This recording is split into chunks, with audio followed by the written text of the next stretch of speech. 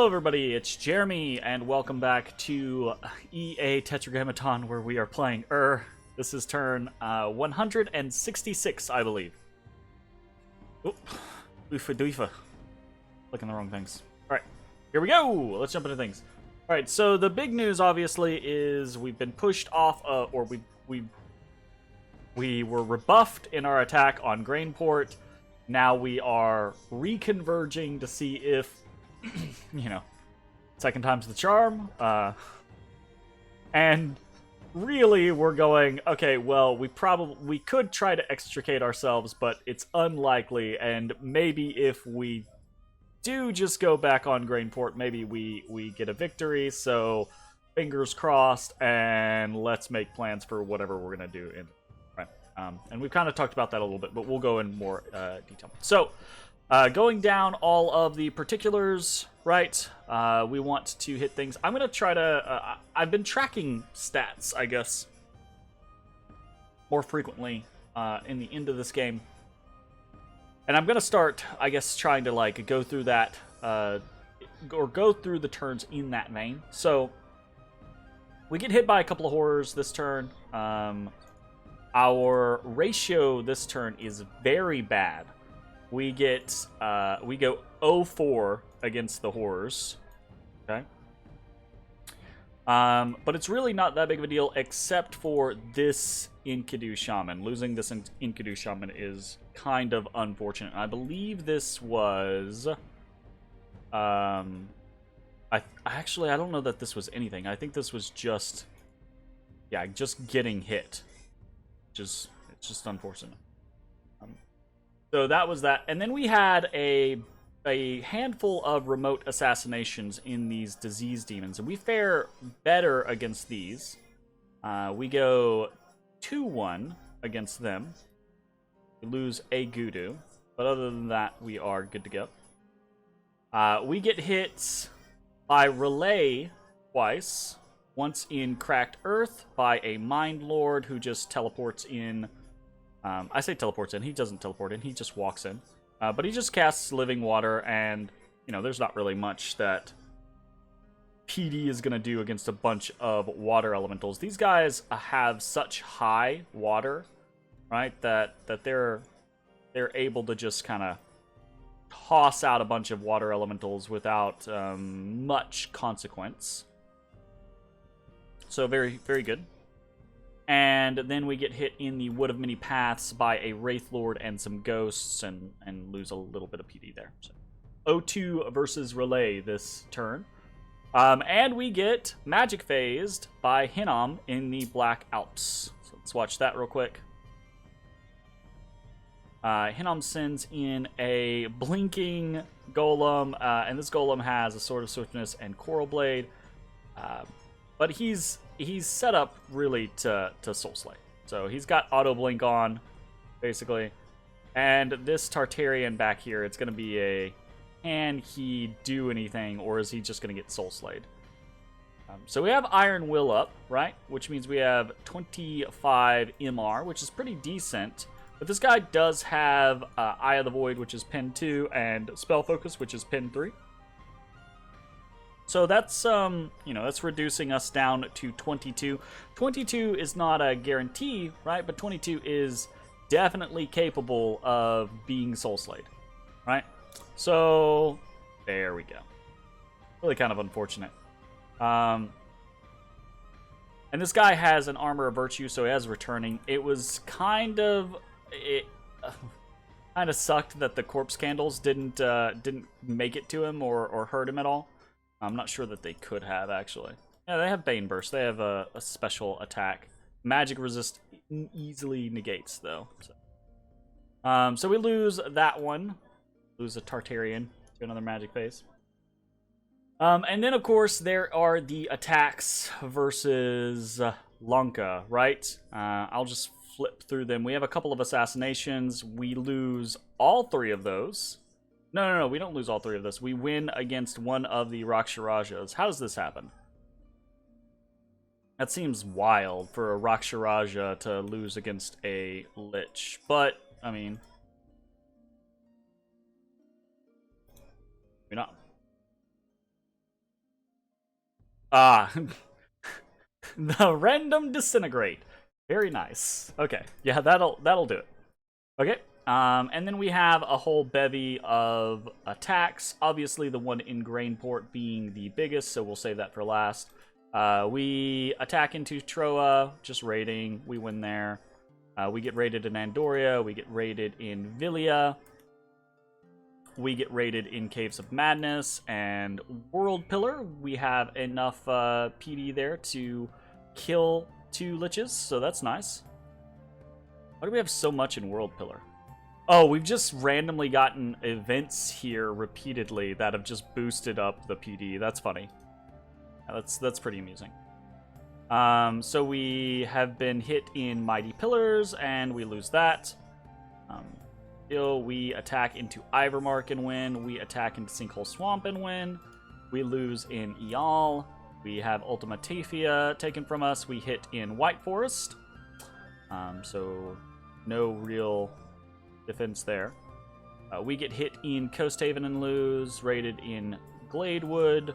Raided in Jaboro. We hit in Chibia and lose. We send in 2 Vampire Lords. And they do a lot of work against a lot of this undead, but they're not able to pop the whole block, unfortunately. We lose Omicria. We get hit in Neotha. We win in Feverfens. We're skipping Grainport for now. We get hit in Mag. We get hit in Yellow Caves and lose. We get hit in Agartha and lose. We still have the fort, obviously. And we get hit in the Womb and lose. And it's that, it's back to that concept of, like, he's just got so many vampires. I would actually really be interested to know how many vampires Lanka has made throughout the game. Like, how many... But I don't... not a lot of players keep stats on, how many things have been made, like I do. So, and honestly, I've been kind of falling off at the end of the game here, pretty hard. Anyways, let's watch Grainport. So this is us converging our forces back onto Grainport, right? We lost. We got pushed back last turn. Our forces were split out. So now we have reconverged our forces onto Grainport. And from what we could tell, should we survive this turn, we should still breach Grainport. So. Aha! Alright. So this is our force. It's kind of a motley little group compared to what we had, but all that is sent here is this golem with a ring of returning. And my assumption is it's just here to try to... When did I get this pig? What's this? Oh, it's from the monster box. I was like, what the fuck is that? So this thing is just here to gem bait for us, obviously, right? I would assume. I guess it is throwing out some soul slays, but it gets touched once, it returns, it's done. So did it? Yeah, it managed to soul slay. Maybe. Yeah, it's soul slayed twice. So it managed to soul slay an Anzu and a Yeti. So all right, that's annoying. But as we can see here, right, no other attacks in Grainport, so Grainport is once again breached, and we can storm the fort. So our ratio against Lanka this turn was pretty bad, 8 to 18, and that is almost entirely because of the commitments that we made in Grainport. We talked about this, around turn 160 or so, as I started making these kinds of moves, right, that I think if I had played the long game and gone for turn 200, turn 250, we might have been able to win, take our, losses on the chin here or there, versus Astral Corruption to get the things out that we needed to get out, boost the things that we needed to boost, continue to do things like mind hunts, and etc. More liches, more blood. And we probably could have slowly but surely pushed our way out because of things like Gift of Health, etc. But trying to make this quick, make this quick in the game, whether it's in a victory or a defeat, means that we leave ourselves vulnerable to all of this rating. And you can see where a few turns ago, where we were starting to ramp up our counter rating options and our rating options, we were starting to close that gap. But now that we have committed so much to Grainport and also to Jabal Kish and Sleepy Wolds, or the preparations going into Jabal Kish and Sleepy Wolds, then we have basically gotten to this point to where that gap is just getting wider and wider and wider, and it's gonna keep getting wider and wider and wider. There's not really much we can do to stop it. So, is what it is. As far as unexpected events go, so we had a ratio of 8 to 18 that turn. And then we also had a indie that I'm tracking, so we won versus a random indie event. And then we have some events. We lost a lot of population in Pangaea, so this is more Black Plague striking us. We had a hurricane in Pugria. I don't know if this is actually an event or just a random occurrence. And then we had a event in Turtle Glade. So, Grainport is breached. That is the big deal this turn. We are going to be storming the castle and take a look at our forces. We've got a bunch of Yetis up front, really still kind of relying on the Anzus, hoping that that is going to be successful. We've got a small core of Storm Demons, small core of Fiends of Darkness, small core of Kidnids, and other various infantry.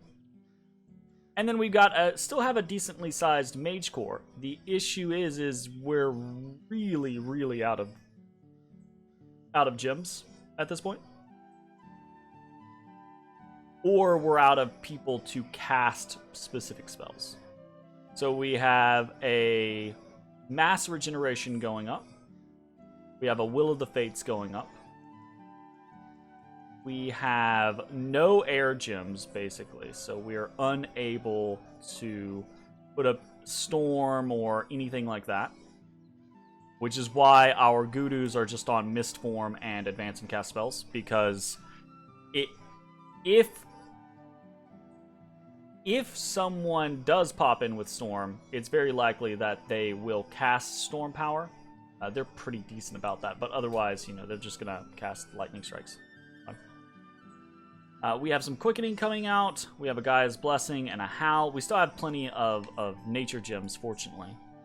We have a Life After Death coming out. Divine Blessing, of course. Rush of Strength. And an Army of Lead here with this Tartarian Cyclops. So, we have a good portion of buffs. No real evocations or anything like that. And we're kind of just hoping that after the ass whooping that we got handed last turn, we still killed a lot, right?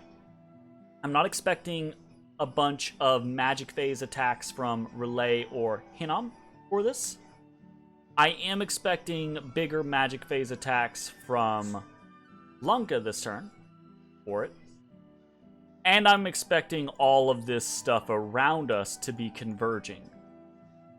But if we are able to defend ourselves against the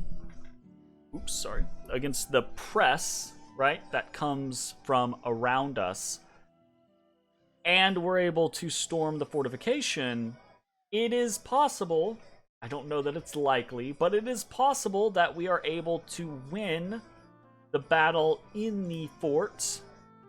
And if we do, and we have a single NC in here, right, then that is gonna be a win for us. So, fingers crossed, we'll see what happens. Other movements aside, we are moving Vampire 57 up with a whole bunch of Fiends of Darkness into Anglovania. If this force is still alive, if there is an NC next turn, and if what happened last turn happens again, and we can, I don't think it's possible that it's really going to happen, right? That we somehow, because one, I didn't leave anyone to garrison the place, so this is basically an all or nothing. So this movement is probably pointless. But in theory, I was moving them up to potentially support. If not, then they can just circle back around, or maybe we can stealth in another NC to try to group up with them. I don't know. Most of this movement is counter raiding or raiding, or moving various elders around, counter raiding in Coast Haven, counter raiding in Whispering Wastes, etc. Again, we're going to lose out in the long term of the raiding, but we'll lose out way faster if we're not counter raiding at least a little bit. So I am trying to counter raid at least a little bit, and as we continue to create more vampires, right, we are trying to combine our groups so that we have 3 or 4 liches, 3 or 4 vampires, etc., etc. If we can continue to do things like Mind Hunt and slowly but surely, because we're not getting that against us very frequently. If we can do that and slowly but surely pick off what Lanka has, then maybe it'll make a difference. But again, we're not going for a long con, so no. Counter raiding all over the place, and more importantly, consolidating forces into and into Trackless Waste. Not really a lot of consolidation into Trackless Waste this turn, but it is what it is. As far as rituals and forging goes, we're relatively light this turn. Still more Kusarikus here in Trackless Wastes. Still more Kusarikus in We have a pretty large number of Kusarikus in both and Trackless Wastes. And these guys are really strong, really useful, you know. They take a bless, so they're one of our top units to be utilizing. And honestly, I think a unit that I should have, if we go back to that concept of how much I've learned about playing since starting this game, Anzus are amazing. Should absolutely be using more Anzus. Oogalus are amazing. Should absolutely be using more Oogalus. And our Kusarikus, I think, are pretty good as well. They're not... The problem with Kusarikus is they're relatively expensive from an efficiency standpoint, with earth gems being so valuable for forging and plenty of other things. But they're so expensive from that standpoint, and from the standpoint of turn efficiency. It takes a long time to get a fair amount of Kusarikus. So, that's worked out for us in this particular game because it's been a game that's gone for so freaking long. And honestly, if it weren't for the fact that we have to deal with Astral Corruption, again, I think due to our summons like Kusarikus and Anzus and our Oogalus, etc., etc., I think we would come out on top. Not in... If we didn't have to deal with Astral Corruption, I don't think it would take us long to come out on top. Astral Corruption, I think, is hands down the... Aside from my own inexperience, mind you, okay? Bear that in mind. Aside from my own inexperience and doing dumb shit and setting myself behind at certain points in time, right? I think Astral Corruption has been the single biggest thing that we have had to fight against in this game. And the tenacity of Hinnom. Hinnom was just so But again, right, a good portion of that tenacity came from the fact that we had to fight against Hinnom for 30 turns, what have you, with Astral Corruption up and with, what's the other one?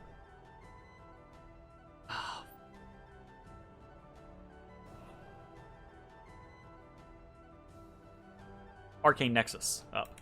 So those types of spells are just really hard to deal with. So we're doing some Kusarikus, 2 locations of Kusarikus. Of course, in our Blood Throne, we are doing Curse of Blood, Infernal Tempest, Fiends of Darkness, etc.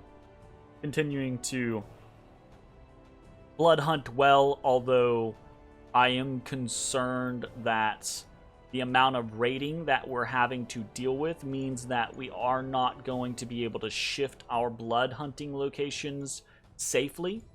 So we're going to have big problems with that. Although I think our patrols right now are capable of dealing with the vast majority of light raids, because there's just so many thralls, and we set up the whole vampire life for life spam. So any vampires that come in, life for life them down. Any Raksharajas or anything like that, they're gonna get life for life down. It should be okay. We're doing 1 Lichcraft in Basically the concept that we're making a gamble. If we continue to do Lichcrafts every turn, there is a likelihood that the Lich dies. So for example, Lich 3 is a death 6. There's a likelihood that he dies, but a relatively low likelihood that he is soul slayed by whatever horror comes for him. So if we have a few of these Liches that are death 6, and we can kind of cycle between them, casting Lichcraft every turn, and then dying, basically, but then coming back, we can continue to produce Liches every turn, and I think that is going to be relatively valuable. When it comes to needing a whole bunch of gems for these big battles, death is one of the least that we need. Now, obviously, we could make more use of death gems in those battles, big Shadow Blast setups, etc., and that is honestly not a bad idea. But at the same time, I think just having more of those bodies can be a good plan as well. See how it goes. And then, of course, we're doing a Mind Hunt with Tart 33, Resident Mind Hunt Extraordinaire. We'll see how that goes. Just trying to pick off vampires or liches here or there. And that's actually it for the rituals. As far as crafting goes, we're just doing another Demon Bane as we are every single turn. Some more Endless Bags of Wine to help compensate for our supply usage in and we're doing some Boots of the Messenger for just shits and giggles, basically, honestly. I think, I can't remember if those, I think they might be to outfit this kind of set of gear, but is what it is. 'Cause it's also another thing that is very easy and cheap for us to produce, and it seems to have a low horror mark chance, and we're doing it with galas, right, that are very not useful for us at this late stage in the game. So, is what it is. This is a relatively light turn. I say relatively light turn. This is a relatively light turn as far as moving stuff around and doing things. This is still a turn where it really matters. Whether or not we win in Grainport could be the end of the game. Fingers crossed. If we don't, so we've been gearing up for this for a while. If we don't, the plan is next turn to march from Trackless Wastes into Jabal Kish. The following turn, march from into Sinkhole Swamp. And what we are doing there is we are buying time and we are buying gems. So I've talked about this in the past. It's close to like between 300 and 400 gems, I think, for a massive army like this and all of the stuff we want to put up. needing to put that up once, twice, thrice, but really, as we've seen with Grainport, 4 or 5 times even. It's a crazy amount of gems. So this next turn buys us more air gems and earth gems, and then we move everyone if we fail in Grainport, obviously. And we might do this even if we succeed in Grainport, though it's not necessary. We might still do it. But you know, who knows, right? So next turn we move from Trackless Waste to Jabal Kish with fully loaded out everything. Probably do a whole bunch of Flames from the Sky. Probably this is protected. I would assume both Jabal Kish and Sleepy Wolds are protected, just like has been, isn't anymore, but has been with an Astral Dome. But there's the chance that it goes through, and we can see how that goes. And if it doesn't, it doesn't. It is what it is. So we can do that. And at that same time, whenever we move from Trackless Wastes to Jabal Kish, we'll also be moving from to Sinkhole Swamp to hit Jabal Kish and threaten Sleepy Wolds at the same time.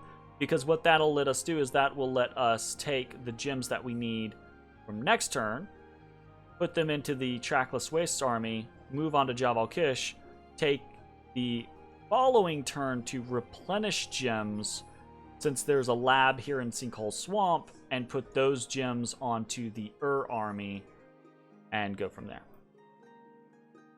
And that's pretty much it. I won't bother going over all of these armies and what the components are, etc., because there's not really a point until we have to, right? So fingers crossed that we don't have to. And that's pretty much it. Hopefully Grainport goes well for us. I'm not really expecting it to. I'm not expecting to survive the press. Honestly, there's just so much here, and we have so little comparatively to what we did previously. So I don't know that we're gonna be able to make it. We have no real, you know, shenaniganries, no tarts to cloud trapeze or teleport in, etc. So kind of is what it is. Fingers crossed. We'll see how it goes. That's gonna be it for this video. We'll see you next time. Bye bye, everybody.